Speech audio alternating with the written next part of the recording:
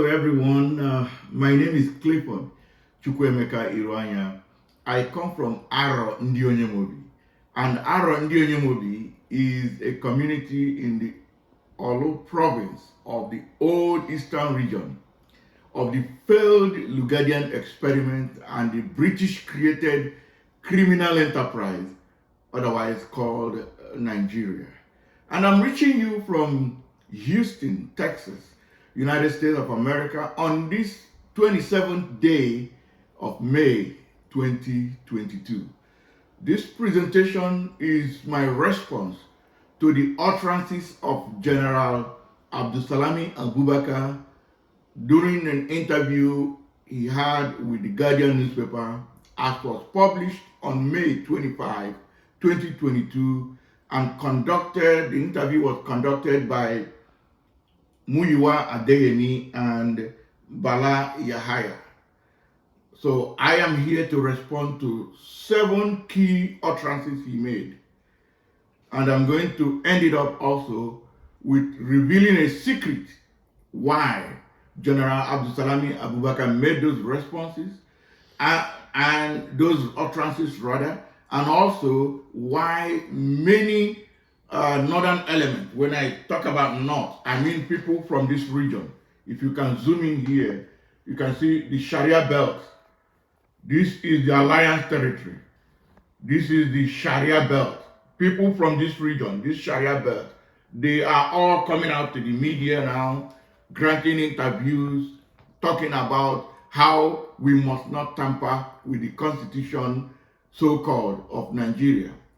As a matter of fact, I got information that the APC party has put a condition that if you must be their flag bearer, the presidential candidate, you must not tamper with the fraudulent 1999 constitution, meaning that the work of Ninas is really working. They are in a panic mood now. They are panic-stricken. And that was what led General Abdulsalami Abubakar to make these utterances.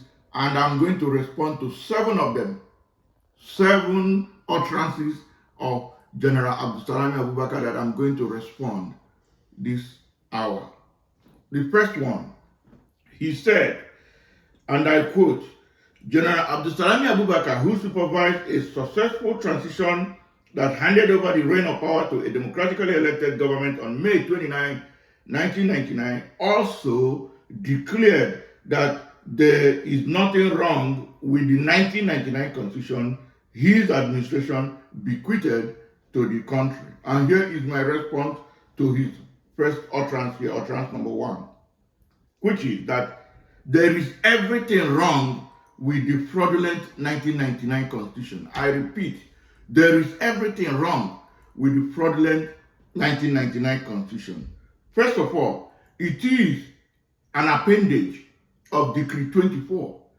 As a matter of fact, when you look at that Decree 24, which was signed, promulgated on the 5th of May, 1999, the so-called constitution is even a schedule, is a part of just an appendage of that decree number 24. This is the decree itself. I'm having here the decree. When you look at the decree, you go to the very bottom, you see where it says schedule, and then the so-called constitution. So it is very, very wrong. There's everything wrong. It is a military ordinance. And then the most critical part of it is that the constitution itself started with lies. It told 2 lies. First of all, it said that we, the people of the Federal Republic of Nigeria, having firmly and solemnly resolved to live in unity and harmony as one individual and indissoluble sovereign nation under God, blah, blah, blah, blah, blah. So the question is, when did we firmly and solemnly resolve? Where did we firmly and solemnly resolve? How did we firmly and solemnly resolve? For those who do not know, the word solemn means coming together in agreement, means assembling at a place. And let me put the record straight.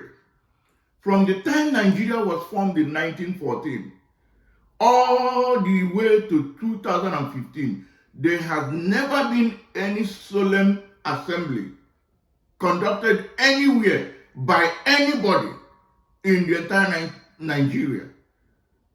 The first solemn assembly in the history of Nigeria was conducted on the 27th of April 2015 in Port Harcourt by the peoples of the Lower Niger, being organized by the Lower Niger Congress. And here, Abdulsalami and his colleagues are lying that we, the people of Nigeria, solemnly and firmly resolved. Where did we conduct that solemn assembly? So that one is a big lie. Then the second one is said that we, the people, do hereby make, enact, and give unto ourselves the following constitution. The question is, again, is when did we make, enact, and give unto ourselves this constitution?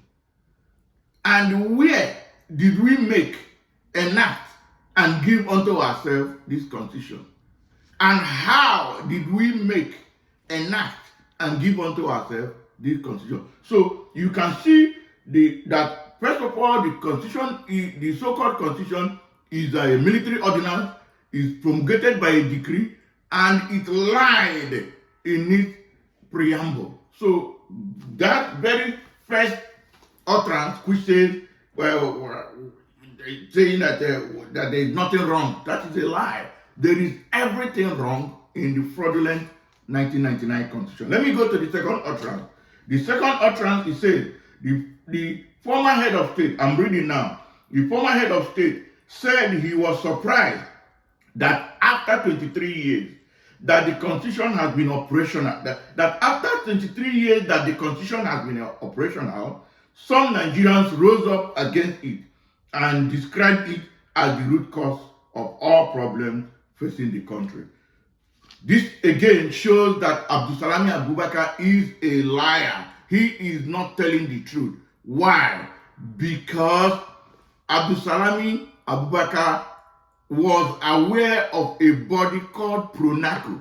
As a matter of fact, his brother or his kinsman, who is the current president of Nigeria, was part of the PRONACO, who came around and rejected and repudiated this constitution. So he is very much aware. And then the PRONACO later transformed into what they call the MNN, the Movement for New Nigeria, which filed a lawsuit in May of 2007 challenging the legitimacy of this constitution. From there, the MNN charged all the blocks to go and conduct solemn assembly, like I mentioned earlier. So on the 27th of April 2015, the peoples, indigenous peoples of the Lower Niger, conducted solemn assembly where they rejected and repudiated the constitution. In 2017, the Oduduwa, the people of the Southwest, conducted their solemn assembly at Adamasingba Stadium in Ibadan, where they rejected and repudiated the constitution. In 2018, the people of the Middle Belt had their own solemn assembly, where they rejected and repudiated the 1999 constitution. So why is General Abdulsalami Abubakar pretending or lying that the people are just coming up after 23 years? That is a pure lie. By the way, General Abdulsalami Abubakar's wife was a judge. As at the time all these processes were going on. In fact, she rose to be the chief judge of Niger State between 2013 till 2016, when she retired from civil service. She was the chief judge of Niger State from 2013 to 2016. And she knows all about it. So why will Abdulsalami Abubakar say that people are just coming up? They are just coming up 23 years after. Now, let me even put it this way. The the Solemn Assembly, there was also the Freedom Park Proclamation, which was done on December 11, 2018. Then the whole thing climaxed to the December 16 event 2020, whereby the NINAS, the MNN now has now transformed into the NINAS, which is Nigeria Indigenous Nationality Alliance for Self-Determination. You can see it right behind me at my back. NINAS. NINAS now, first of all, did three things. One, they observed, or rather, they raised what is called Union of Sovereignty Disputes. Two, they stated constitutional grievances. And then three, as a result of the union dispute, constitutional grievances, they proclaimed a constitutional force majeure with associated 5 demands. All these things have been happening up to 2020, as at December 16, 2020. And then they followed it up with executing and activating the consequences of the constitutional force majeure. And Abdulsalami Abubakar is coming here now to tell us that it is just this year, because when you look at 1999 to 2022, that's 23 years. It's just telling us that it is just this 2020, 2022 that people are talking about it, meaning he's lying. Okay, let's even follow his argument. May I remind you, viewing this video, that the apartheid constitution came into force in 1910. Let me repeat that. In South Africa, the apartheid constitution came into existence in 1910. It was in 1990 that Frederick de Klerk of South Africa and his apartheid regime put into place the CODESA, which is the transitioning body. Now check it. From 1910 to 1990, that is 80 solid years. And he is complaining about 23 years. What does that tell you? Now, let me stop it at that. I'll go to number 3, utterance.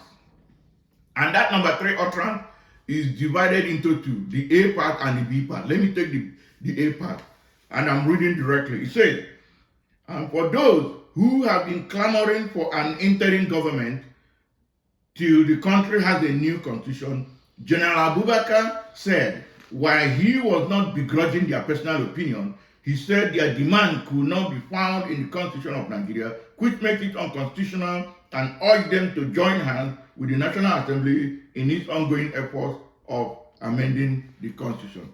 First of all, let me say this. Nigeria, he said, there are 2 words he used here, which I want to make a clarification on. Number 1, he said, begrudging those who have their personal opinion. NINAS is not a personal thing. NINAS is a movement or a platform of the owners of the land. It is not a personal opinion. He was actually referring to an interview granted Tony Nadi by the Guardian newspaper. Tony Nadi is a spokesperson of NINAS. He wasn't speaking for himself. He was speaking for NINAS. So it is not personal. Secondly, he said that the demand could not be found in the Constitution of Nigeria. Point of correction. There is no such thing as Constitution of Nigeria, because Nigerians did not make this constitution. So you cannot call it Constitution of Nigeria. It will become Constitution of Nigeria when Nigerians make it. So we didn't make it. That's number 1. Number 2, we also want to correct him that NINAS is demanding NINAS is demanding a transitioning body, not an interim government. In South Africa, there was apartheid government. Apartheid government was in existence. And the CODESA was also in existence alongside doing its work. That is what NINAS is demanding. And that's what NINAS is saying. It's not saying that the government should just, NINAS is saying that they do not have any problem with those in power. They should remain. Why the transition body will do its work. So that statement does not really make anything. First of all, he mangled it, and then he tried to put words in the mouth of the Ninas people, saying that it's interim government. It is not. Let me go to the B part. Now, on the B part of his utterance number 3, he asked several questions, and I'm going to answer those questions. Number 1, he said, does the Constitution allow interim government? And the answer is, my response and answer is that this transitioning body is not an interim government. And by the way, the Constitution is a fraud. So it's not a Constitution of Nigeria. But even if I'm to answer him, it's a transitioning body. The government can continue to stay while the transitioning body continue to do what it's supposed to do. Number 2, there were 7 questions he asked, so I'm answering those 7 questions. Number 2 question, he says, why are you creating a problem in trying to solve a problem? My answer is, the Nina's proposition is actually a permanent solution. It's not creating anything, it's a permanent solution. The third question he asked, he said, how long is that interim government? Well, the transitioning body, again, not interim government, he said, how long is that interim government? That is, how long will it take? So let me say this, that the transitioning body will take no more than 6 months to conclude its work and finish up the regional referendum, come out with the outcome, and then whatever follows will follow. 6 months is enough. So if we start it now, we should even be done before the end of this year. Number 4, he said, how do we select the leader of the interim government to serve? And he keeps using the word interim government, but I'm correcting him.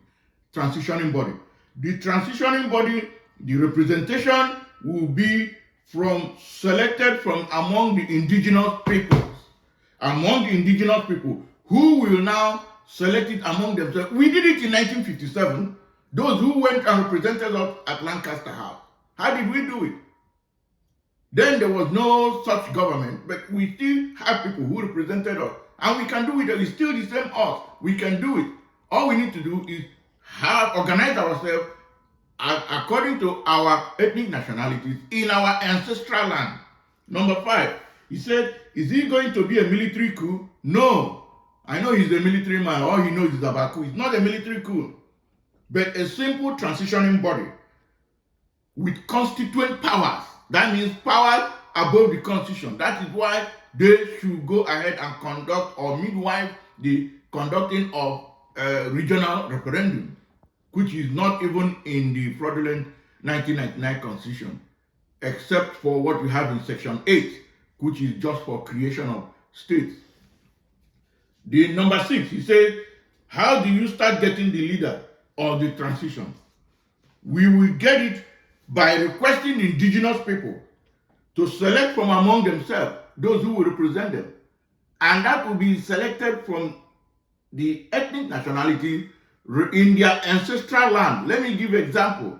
I am an Igbo man. We are going to select our representative from Igbo land. The Igbo people will select their Igbo representative.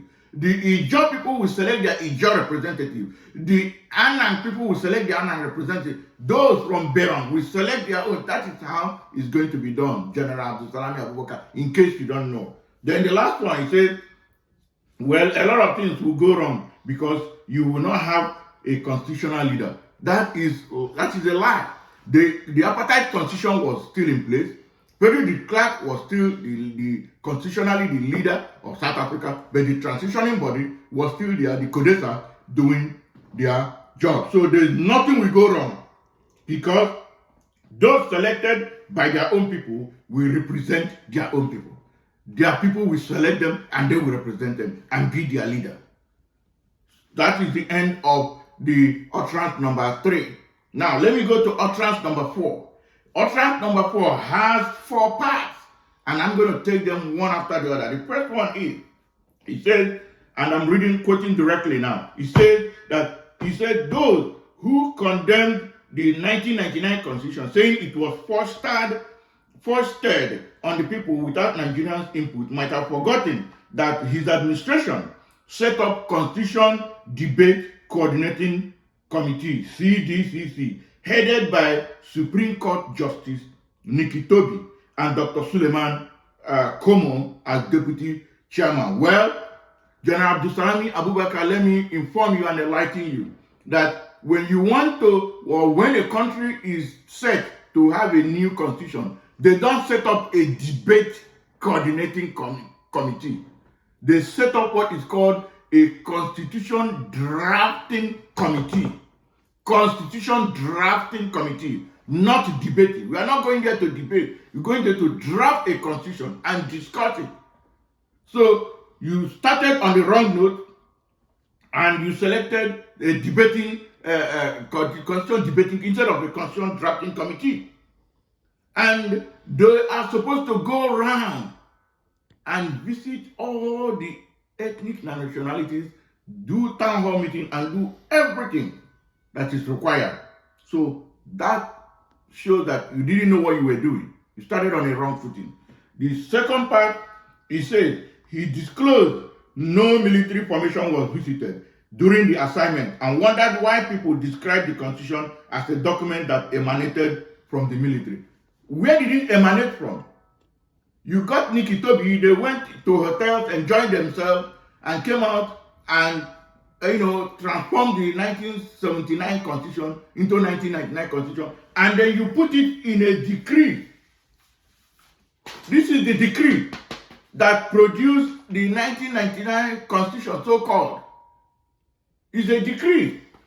So why are you saying that it is not handled by the military? It's the military. It's a military decree. It's part of decree number 24. Look at it. Signed on the 5th day of May 1999. Decree number 24. Decree. So why are you saying that it is not military? Why are you saying so? Let me go to the third part. He said, that is General Abdulsalami Abubakar said, what is unfortunate in the whole matter is that people are now faulting it after 23 years of existence. Again, I make reference to the apartheid constitution that was there for 80 years. So, how can you compare that? 80 years and another 23 years. What is fraudulent is fraudulent. Let me give an example. If I, Dr. Clifford Chukwuemeka, comes and steal your car, your vehicle, and I use that vehicle for 23 years, does that vehicle not still remain with the status of a stolen vehicle? Is it because the car has been with me for 23 years? I have changed the tire, I may have repainted it, I may have changed the car seats, I may have put different car stereo. Still does not mean that it is not a stolen, it is still a stolen car. The number of years that I use that car does not matter. So saying that people are coming 23 years after does not remove the fact that this document is a fraudulent document. It was illegitimately made. Okay, it's a fraudulent document. Now, let me go to the last one of number 4. He said, but unknown to many of the critics of his administration, the 1999 Constitution was a product of the 1975 Constituent Assembly, attended by many eminent Nigerians across the country. This is where I am very, very disappointed with General Abdulsalami Abubakar.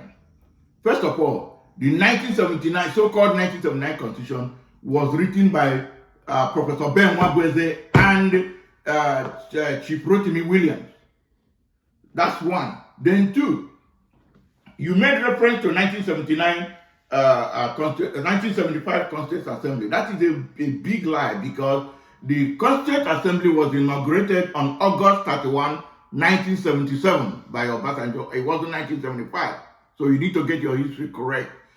But that by the side, the Constituent Assembly did its work and rejected many provisions in that draft constitution, among which are 1, they rejected the state structure, because when we agreed to come together for independence. We agreed to have regional system,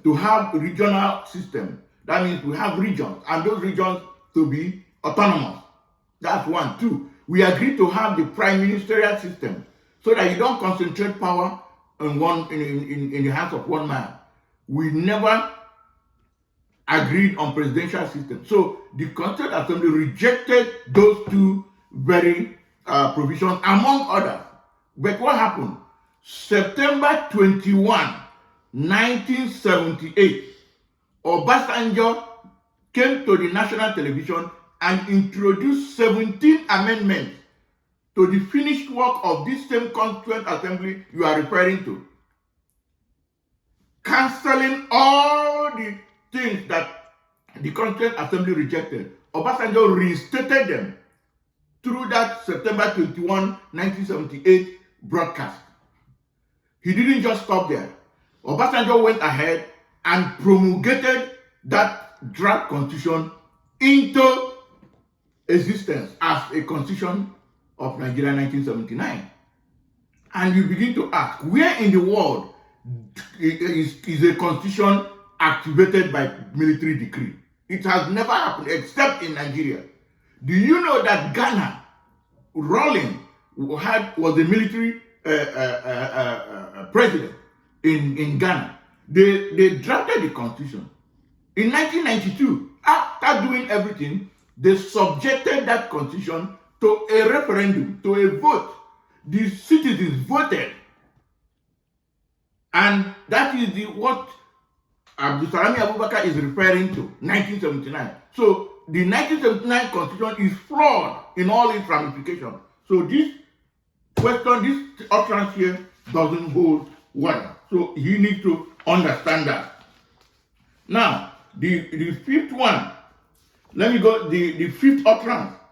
I'm reading now. It says, reacting to the allegation that the constitution was forced on Nigerians, General Abubakar said, how did we force it? Okay, General Abdulsalami Abubakar, I'm going to tell you how you forced Nigerians. First of all, you forced the fraudulent constitution through a military decree. You decreed it by military decree number 24. Number two, you never subjected that constitution to a referendum like Ghana did in 1992. Three, you brought the constitution into existence by promulgating a military decree instead of asking the people to vote. Number four, you did not give Nigerians the opportunity to read and digest the document. So you forced it on us. Number five, you did not give Nigerians the chance to vote for or against like Ghana did in 1992. So don't ask that question of how did you force it? Yes, you forced it on us. Utterance number 6.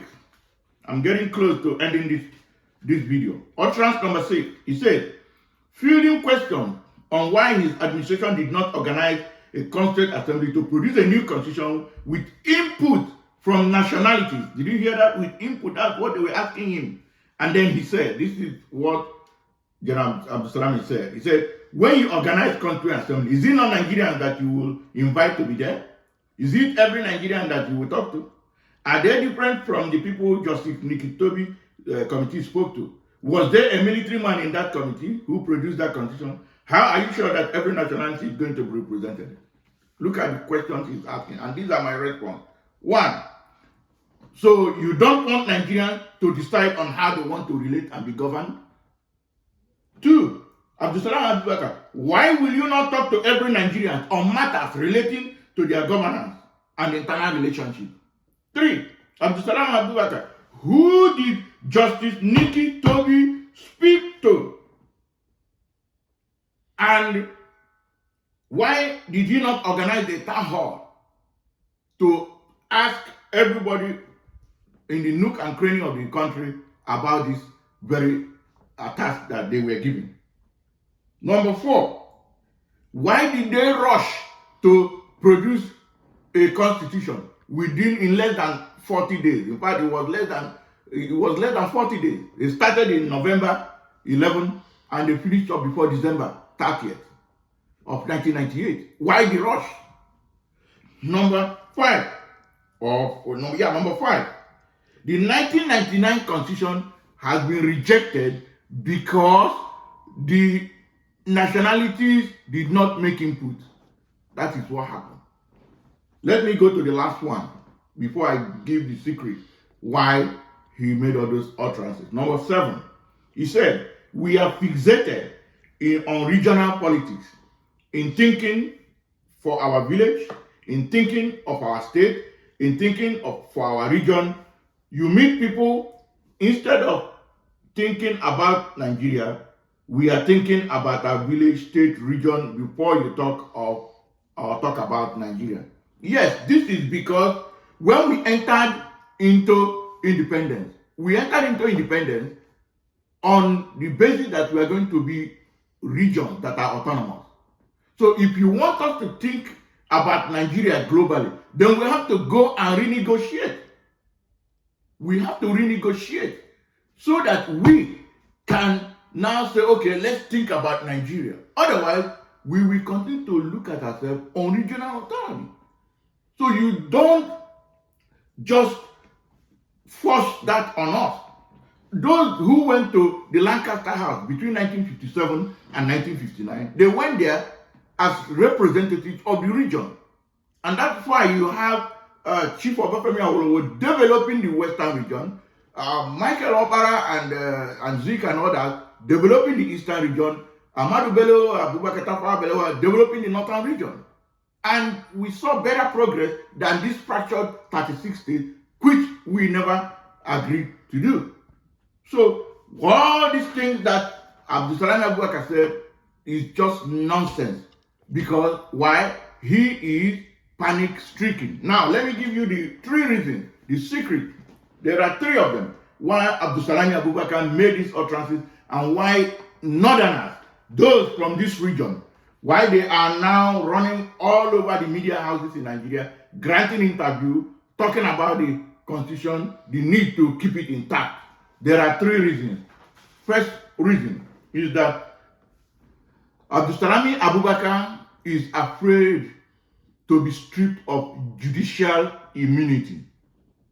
I repeat, General Abdulsalami Abubakar and his cohort, including our own Obasanjo, they are all afraid of judicial immunity. Why did I say so?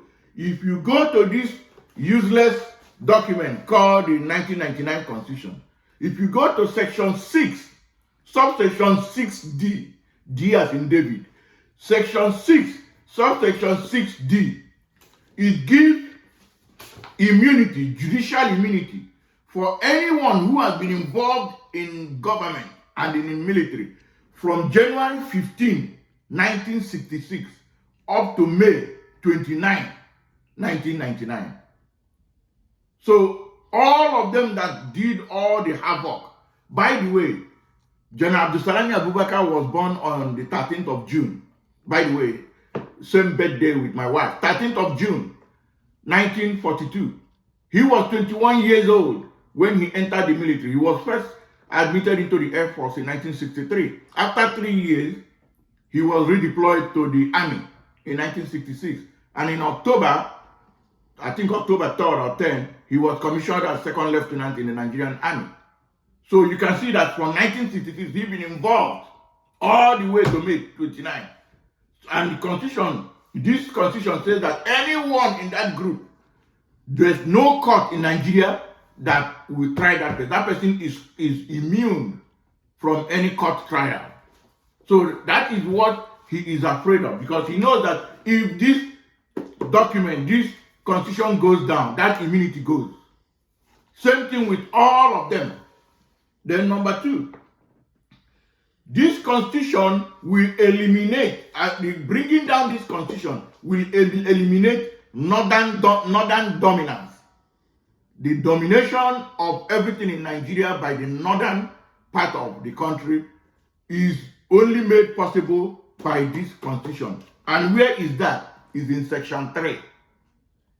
Section 3 is the key to the northern dominance in politics and everything in Nigeria. If you want to amend this constitution today, you can only amend it based on the power given by Section 3. If you want to share the resources of Nigeria today, it's going to be based on Section 3 of this useless constitution. If you want to allocate anything at all, in fact, it is Section 3 that controls Section 48 and Section 49.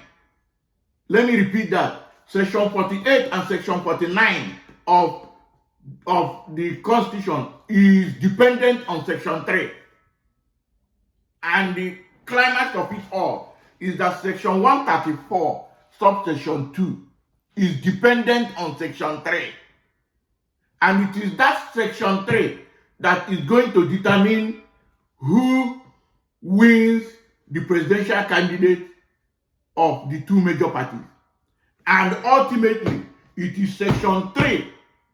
Let me repeat that. It is Section 3 of this fraudulent constitution that determines who will be the president of Nigeria. The condition for winning the Nigerian election under this constitution is stated in 134, subsection 2. That is Section 134, subsection 2. And that Section 134, subsection 2 is dependent on Section 3. So if this constitution goes down, Section 3 goes down. The northern power, all the powers that the north are flexing, all their arrogance, everything they are doing in Nigeria is dependent on Section 3 of this constitution. And that is what they don't want to joke with. Now, the final thing, the third one, why Abdulsalami made all these utterances and why the northerners are going all over the place. I repeat, people from this area, they are now going to all the newspaper houses, all the television houses, granting interview. They do not want restructuring, unencumbered, total and complete restructuring of Nigeria. They don't want it at all. And if this constitution goes down, Section 3 goes down with it. And Section 3 is the section that is stopping or is the blockade for restructuring of Nigeria.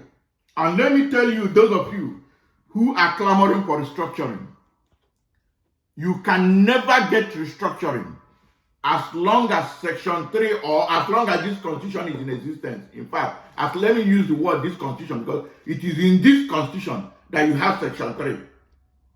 And it is Section 3 that controls Section 9, which is the one that you used to amend it. You heard when I read when he talked about, let us put hands together and amend. You cannot amend this constitution without going through Section 3. And you can never restructure Nigeria as long as this constitution is in existence. Because inside this constitution, you have Section 3. And that is the section that makes the southern part of Nigeria permanent minority. Peter is jumping around now. Section 3 is waiting for him. All of them that are from the south and middle belt, Section 3 is waiting for you in this constitution. So what is the solution? We need to stop the journey to Golgotha, which is the 2023 general election. We need to bring down this document. This document goes down, Section 3 goes down. Section 3 goes down, the northern part is rendered powerless. Section 3 goes down, the northern part is no longer a threat. Section 3 goes down, restructuring is at your beck and call. Section 3 goes down, if you are looking for Biafra, you are going to have it like that. Section 3 goes down, if you are looking for Oduduwa Republic, you are going to have it just like that. The same thing for resource control, the same thing for Niger Delta nation or Igbo nation or any nation at all. The barrier between you and realizing your goal is the Constitution. It's actually Section 3 which is embedded in this constitution. And if this constitution goes down, it goes down with section 3. And that will be the end of our woes. Thank you very much. And just good people. God bless you. And I'll come back to you later on. Thank you, and bye-bye for now.